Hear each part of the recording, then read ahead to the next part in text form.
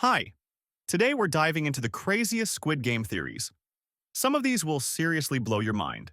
If even one of them surprises you, hit that like button so you don't forget it.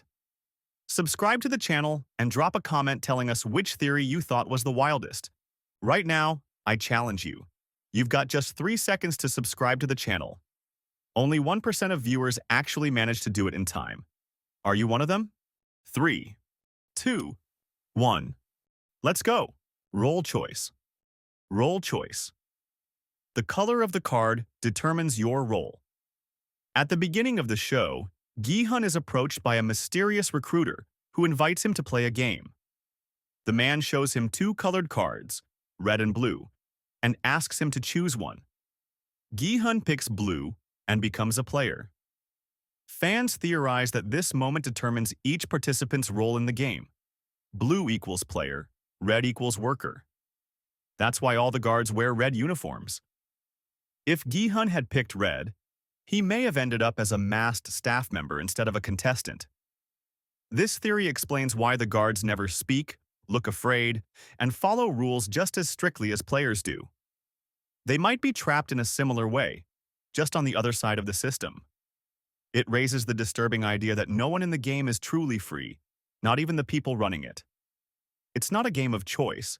It's a system of roles, assigned the moment you take the first bait. Game Master. Game Master. The old man created the game. Oh Il-nam, player 001, is more than just an old man trying to have some fun before he dies. According to fan theories, he actually created the Squid Game. Throughout the series, Il-nam seems suspiciously calm during deadly challenges. He knows the rules of every game, smiles during the chaos, and never seems in real danger. In the marble game, he conveniently disappears before being eliminated. Later in the show, it's confirmed he's one of the founders, watching for entertainment. But many fans believe it goes deeper. He didn't just join the games for fun, he built them to relive his childhood in the most twisted way possible. Each game comes from his memories, and his power allowed him to create an entire deadly system around them. He wanted to feel alive again by watching others die. And in the end, the only way he could enjoy life was by playing God. Class metaphor. Class metaphor. The games reflect social class struggles. What if the Squid Games weren't just brutal contests, but metaphors for real-life economic and class systems? Fans argue that every game symbolizes a different aspect of capitalist society. Red light, green light represent systemic control. One mistake, and you're eliminated, just like in real life when falling behind economically. The honeycomb game tests individual survival, echoing how low-income workers face impossible odds to succeed. Tug of war becomes a metaphor for the working class versus the elite. Even if you're strong, the system can still drag you down. The marble game introduces betrayal, showing how scarcity forces people to turn against even those they trust. And the final Squid Game? That's pure social Darwinism. Winner takes all. The show uses these games to reflect how the poor are exploited for the entertainment and profit of the rich. It's not just a death game. It's a critique of the world we already live in. Recycled winner. Recycled winner. The front man was a former winner. When Detective Jun-ho sneaks into the game facility to find his missing brother, he discovers a horrifying truth.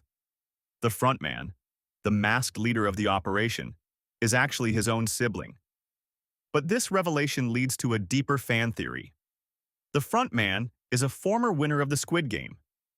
After surviving, he was recruited to manage future games, continuing the cycle. This suggests that victory doesn't mean freedom. It means assimilation into the system. The theory paints a bleak picture. Winners aren't allowed to return to normal life. Instead, they become enforcers of the very brutality they once escaped. It also explains the frontman's cold demeanor.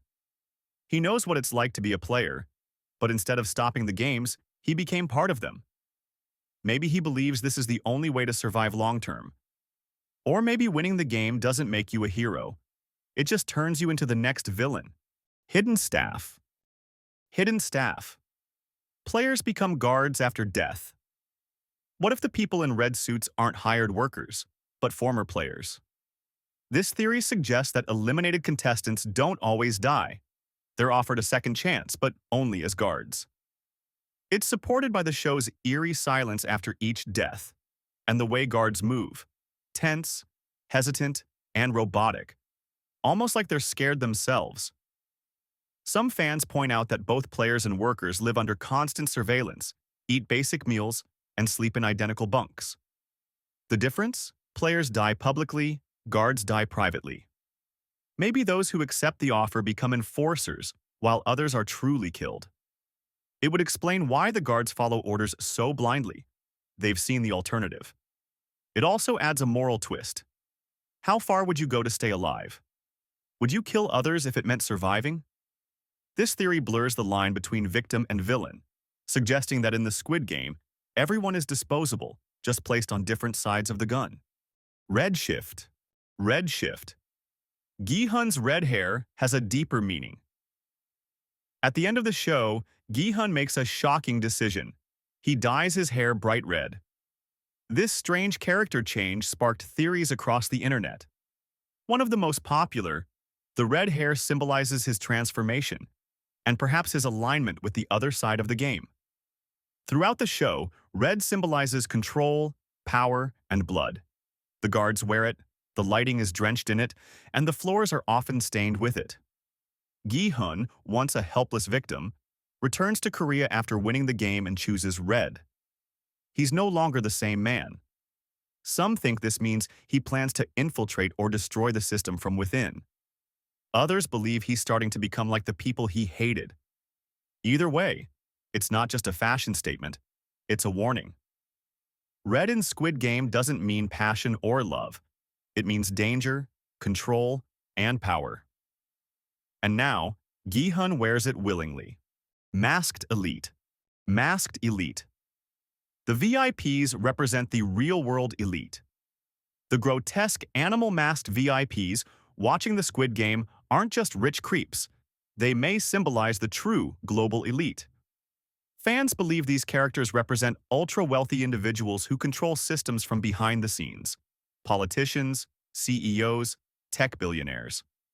They speak in English, watch from luxury boxes, and treat human suffering like entertainment. This mirrors real-world concerns about how the ultra-rich benefit from chaos while staying above it. The fact that none of the VIPs show empathy suggests they're completely detached from humanity. Their animal masks may reflect how society views them, beasts feeding on the weak. Some fans even speculate they aren't fictional.